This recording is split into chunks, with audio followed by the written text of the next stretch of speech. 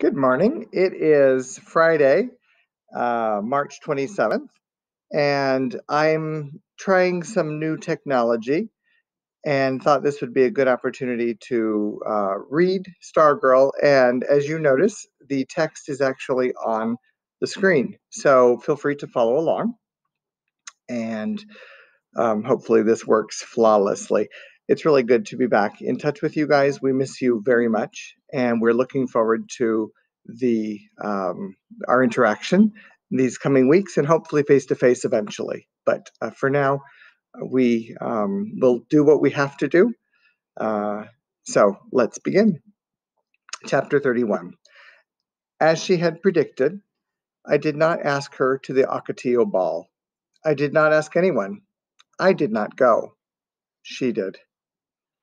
The ball took place on a Saturday night in late May on the tennis courts of the Mica Country Club, when sunset was down to a faintly glowing ember in the west and the moon rose in the east. I went forth on my bicycle. I coasted by the club, festooned with Cantonese lanterns. The ball in the distance looked like a cruise ship at sea.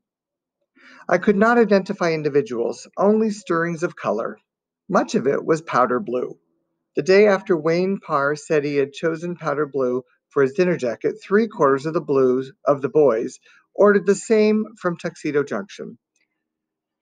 Back and forth I cruised in the night beyond the lights. Music reached my ears as random peeps. The desert flowers, so abundant in April, were dying now. I had the notion that they were calling to each other. I cruised for hours. The moon rose in the sky like a lost balloon. Somewhere in the dark shapes of the Maricopas, a coyote howled. In the days and weeks and years that followed, everyone agreed they had never seen anything like it. She arrived in a bicycle sidecar, just big enough for her to sit in. The sidecar had a single outboard wheel. The inboard side was braced to the bike.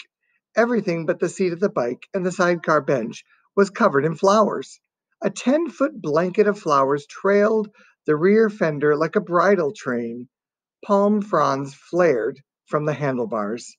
It looked like a float in the Rose Parade. Dory Dilson pedaled the bicycle. Eyewitnesses later filled in what I could not see.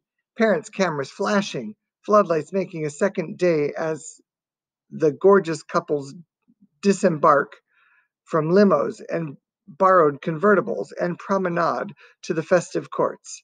Showers of applause. Suddenly, the flashing stops. The floodlights dim. A hush falls over the crowd. As a particularly long white limo rolls away from the entrance, here comes this three-wheeled bouquet. The driver, Dory Dilson, wears a tailed white tuxedo and tall silk hat, but it is her passenger who rivets the crowd. Her strapless gown is a bright, rich yellow, as if pressed from buttercups. There must be one of those hooped contraptions underneath, for the skirt billows outward from her waist like an upside-down teacup. Her hair is incredible. Descriptions clash. Some say it is the color of honey. Some say strawberries. It fluffs like a meringue high upon her head. It's a wig. No, it's all hers. Both sides are certain. Earrings dangle. They are little silver somethings. But what? They are partly obscured by falling ringlets. Many answers are offered. The most popular is Monopoly pieces, but this will prove to be wrong. From a rawhide string around her neck dangles a white, inch-long, banana-shaped fossil, identifying her as a member in good standing of the Loyal Order of the Stone Bone. While others wear orchids, the corsage on her wrist is a small sunflower, or a huge black-eyed Susan, or some sort of daisy. No one is sure, except that the colors are yellow and black. Before proceeding, she turns back to the bicycle and bends over a small basket hanging from the handlebars. The basket, too, is covered with flowers. She appears to kiss something in it. She then waves to Dory Dilson. Dory salutes, and the bicycle pulls away. People nearby catch a glimpse of tiny cinnamon-colored ears and two peppercorn eyes peering out of the basket. Beautiful, unusual, interesting, different, regal. These words will come later from the parents lining the walk. For now, there are only stairs as she makes her way from the entrance to the ball. Someone recalls a single camera flashing, but that is all. She is no one's child. She is the girl they have heard about. As she passes by, she makes no attempt to avoid their eyes. On the contrary, she looks directly at them, turning to one side, then the other, looking into their eyes and smiling as if she knows them, as if they have shared grand and special things.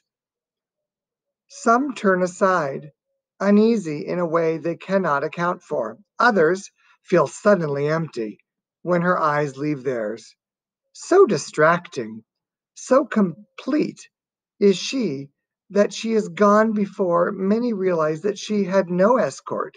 She was alone, a parade of one. Perched on my bike in the distance, I remember looking up and seeing the torrent of stars we call the Milky Way. I remember wondering if she could see them, too, or were they lost in the light of the lanterns? The dancing took place on the center tennis court, which has been covered with a portable parquet floor. She did what everyone else did at the ball. She danced. Whoops. To the music of Guy Greco and the serenaders, she danced. The slow dances and the fast ones. She spread her arms wide and threw back her head and closed her eyes and gave every impression of thoroughly enjoying herself. They did not speak to her, of course, but they could not help looking over their shoulders or looking over the shoulders of their dates. She clapped at the end of each number. She alone kept She alone, they kept telling themselves, and surely she danced in no one's arms. Oh, she is alone, pardon me. They kept telling themselves, and surely she danced in no one's arms. Yet somehow that seemed to matter less and less as the night went on, and clarinet and coyote call mingled beyond the lantern light. The magic of their own powder blue jackets and orchids seemed to fade, and it came to them in small sensations that they were more alone than she was. Who was the first to crack? No one knows. Did someone brush against her at the punch table? Pluck a petal from her flower? One was missing. Whisper, hi? This much is certain. A boy named Raymond Studemacher danced with her. To the student body at large, Raymond Studemacher did not have enough substance to trigger the opening of a supermarket door. He belonged to no team or organization. He took part in no school activities. His grades were ordinary. His clothing was ordinary. His face was ordinary. He had no detectable personality. Thin as a minute, he appeared to lack the heft to carry his own name. And in fact, when all eyes turned to him on the dance floor, those few who came up with a name for him frowned at his white jacket and whispered, Raymond something. And yet, there he was, Raymond something, walking right up to her. It came out later that his date had suggested it, and speaking to her, and then they were dancing. Couples steered themselves to get a better look. At the end of the number, he joined her in clapping and returned to his date. He told her the silver earrings looked like little trucks. Tension rose. Boys got antsy. Girls picked at their corsages. The ice shattered. Several boys broke from their dates. They were heading her way. And she walked up to Guy Greco when she walked up to Guy Greco and said something to him. Guy Greco turned to the serenaders. The baton flashed, and out came the sounds of that old teen dance standard, the bunny hop. Within seconds, a long line was snaking across the dance floor. Stargirl led the way, and suddenly it was December again, and she had the school in her spell. Almost every couple joined in. Hillary Kimball and Wayne Parr did not. The line curled back and forth across the netless tennis court. Stargirl began to improvise. She flung her arms to a make-believe crowd like a celebrity on parade. She waggled her fingers at the stars. She churned her fists like an egg beater. Every action echoed down the line behind her. The three hops of the bunny became three struts of a vaudeville vamp, then a penguin waddle, then a tippy-toed priss. Every new move brought new laughter from the line. When Guy Greco ended the music, howls of protest greeted him. He restruck the downbeat. To delighted squeals, Stargirl led them off the parquet dance floor onto the other courts, and then through the chain link fence and off the tennis courts altogether. Red carnations and wrist corsages flashed as the line headed out onto the practice putting green of the golf course. The line doodled around the holes, in and out of side pools of lantern light. From the dance floor, it seemed to be more than it was. 100 couples, 200 people, 400 dancing legs seemed to be a single festive flowery creature, a fabulous millipede. And then there was less and less to see as the head vanished and the rest curled through the fringe of the light and followed, like the tail of a powder blue dragon, into the darkness. One girl in chiffon had a tiff with her date and ran off towards the first tee, calling, "Wait for me!" She looked like a huge mint green moth. Their voices came in clearly from the golf course. The laughing and yelping made a raucous counterpoint to the metronome tock, tock, tock of the bunny's never-ending hop. Once in the light of the quarter moon, they appeared in silhouette on a domed, distant green, like figures dancing in someone's dream. And then, quite suddenly, they were gone, as if the dreamer had awakened, nothing to see, nothing to hear. Someone called, "Hey!" after them, but that was all. It was, according to those left behind, like waiting for a diver in water to return to the surface. Hillary Kimball, for one, did not share that feeling. "I came here to dance," she declared. She pulled Wayne Parr along to the bandstand and demanded regular music. Guy Greco tilted his head to listen, but the baton did not stop, and neither did the band. In fact, as the minutes went by, the music seemed to become louder. Maybe it was an illusion. Maybe the band felt a connection to the dancers. Maybe the farther the line spun into the night, the louder the band had to play. Maybe the music was a tether or a kite string. Hillary Kimball dragged Wayne Parr out to the middle of the parquet floor. They slow danced. They fast danced. They even tried an old-fashioned jitterbug. Nothing worked. Nothing went with the triple thumping drumbeat but the bunny hop itself. Hillary's orchid shed some petals as she beat her fist on Wayne Parr's chest. "Do something!" she yelled. She ripped sticks of chewing gum from her pocket. She chewed them furiously. She split the wad and pressed the gum into her ears. The band played on. Afterward, there were many different guesses as to how long the bunny hoppers were actually gone. Everyone agreed it seemed to be hours. Students stood under the last line of lanterns, their fingers curling through the plastic-coated wire of the fence, peering into the vast blackness, straining for a glimpse of a scrap of sound. All they heard was the call of a coyote. A boy dashed wildly into the darkness. He sauntered back, his blue jacket over his shoulder, laughing. A girl with glitter in her hair shivered. Her bare shoulders shook as if she were cold. She began to cry. Hillary Kimball stalked along the fence, clenching and unclenching her fists. She could not seem to stand still. Well, I think I will leave that phone call because I'm in the middle of reading. But here we go. See, we're being interrupted here. When the call finally came, they're back. It was from a lone watcher at the far end. 100 kids, only Hillary Kimball had stayed behind, turned and raced down 8 tennis courts, pastel skirts flapping like stampeding flamingos. The fence buckled outward as they slammed into it. They strained to see. Light barely trickled over crusted earth beyond the fence. This was the desert side.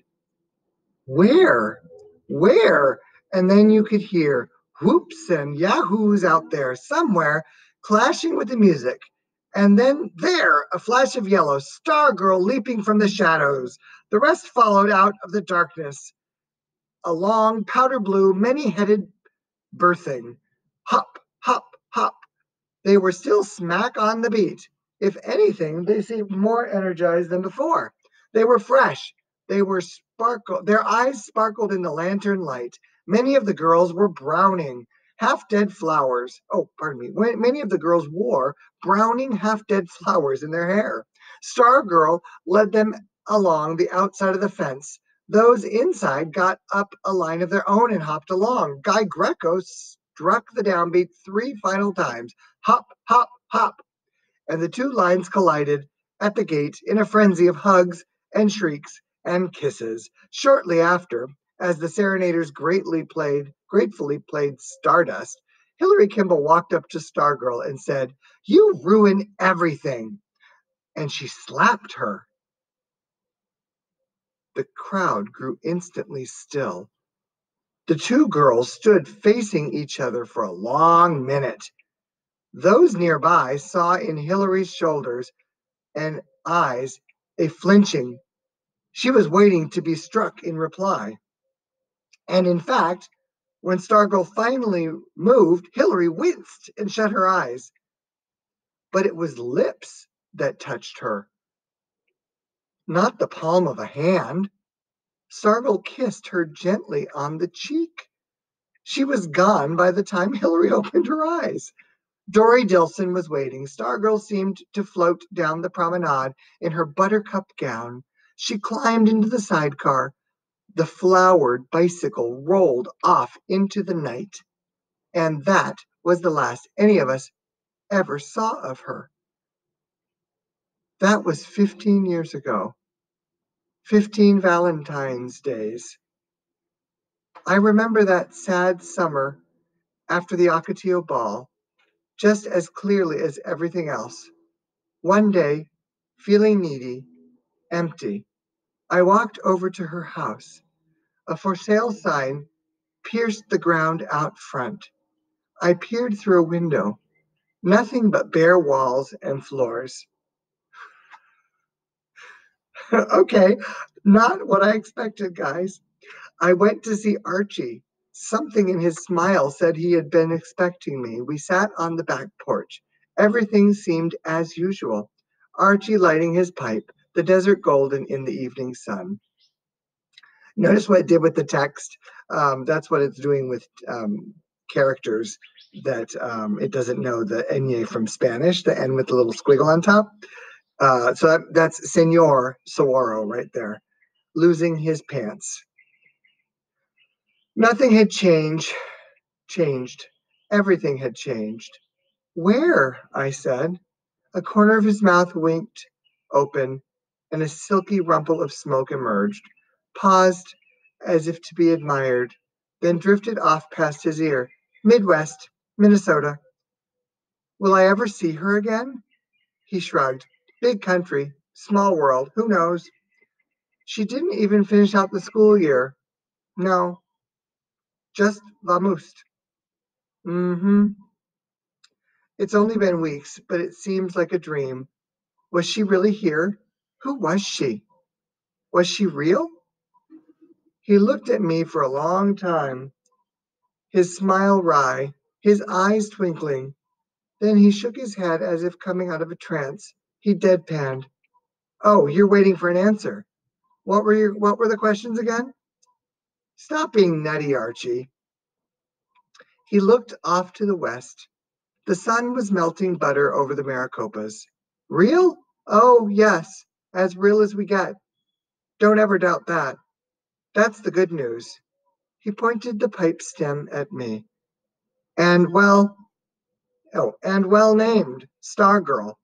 Though I think she had simpler things in mind. Star people are rare. You'll be lucky to meet another. Star people? I said. You're losing me here. He chuckled. That's okay. I lose myself. It's just my oddball way of accounting for someone I don't really understand any more than you do. So where do stars come in? He pointed the pipe stem. The perfect question. In the beginning, that's where they come in. They supplied the ingredients that became us, the primordial elements. We are star stuff, yes? He held up the skull of Barney, the Palocene rodent. Barney too, hmm? I nodded along for the ride. And I think every once in a while someone comes along who is a little more primitive than the rest of us, a little closer to our beginnings, a little more in touch with the stuff we are made of. The words seemed to fit her, though I could not grasp their meaning. He saw the vacant look on my face and laughed. He tossed Barney to me. He stared at me. She liked you, boy. The intensity of his voice and eyes made me blink. Yes, I said. She did it for you, you know. What? Gave up herself for a while there. She loved you that much. What an incredibly lucky kid you were. I could not look at him. I know. He shook his head with a wistful sadness. No, you don't. You can't know yet. Maybe someday. I knew he was tempted to say more, probably to tell me how stupid I was, how cowardly, that I blew the best chance I would ever have. But his smile returned, and his eyes were tender again, and nothing harsher than cherry smoke came out of his mouth. I continued to attend Saturday meetings of the Loyal Order of the Stone Bone. We did not speak of her again until the following summer, several days before I was to leave for college. Archie had asked me to come over. He took me out back, but this time not to the porch. Instead, he led me to the tool shed. He slid back the bolt and opened the door, and it was not a tool shed after all. This was her office, he said, and gestured for me to enter. Here it was, all the stuff of her activity that I had expected to see in her room at home, the office whose location she would not reveal. I saw wheels of ribbon and wrapping paper, stacks of colored construction paper, cardboard boxes of newspaper clippings, watercolors and cans of paint, a yellow stack of phone books. Tacked to one wall was a municipal map of mica. Hundreds of pins of a dozen different colors pierced the map. There was no indication what they stood for. A huge homemade calendar covered the opposite wall. It had a square for every day of the year, date in the year. Penciled in the squares were names. Across the top of the calendar was one word, birthdays. There was one dot of color on the whole thing, a little red heart. It was next to my name. Archie handed me a fat family album sort of book. The homemade title said, The Early Life of Peter Sinkovitz. I flipped through it. I saw pictures she had taken that day. Peter squabbling with the little girls over his beloved banana roadster. I'm to wait 5 years, then give this to his parents, said Archie. He pointed to a filing cabinet in the corner.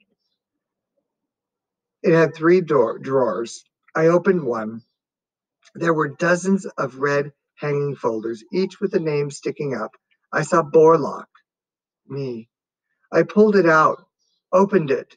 There was the birthday notice that appeared in the Micah Times 3 years before, and a profile of me from the school paper, and pictures, candid snapshots of me in a parking lot, me leaving my house, me at the mall. Apparently, Peter Sinkovitz wasn't the only target for her camera. And a sheet of paper with 2 columns, likes, doesn't like. Heading the list of likes was porcupine neckties. Under that was strawberry banana smoothies. I replaced my folder. I saw other names: Kevin, Dory Dilson, Mr. McShane, Danny Pike, Anna Grisdale, even Hillary Kimball and Wayne Parr. I stepped back. I was stunned. This is unbelievable. Files on people, like she was a spy. Archie nodded, smiling. A lovely treason, hmm? I could not speak. He led me out into the freezing, dazzling light. I'm going to stop there, but boy, that chapter was chock full, and yeah, it grabbed me many times. I hope you enjoyed it. I'd love for you to reflect on it in the comments below. Miss you guys.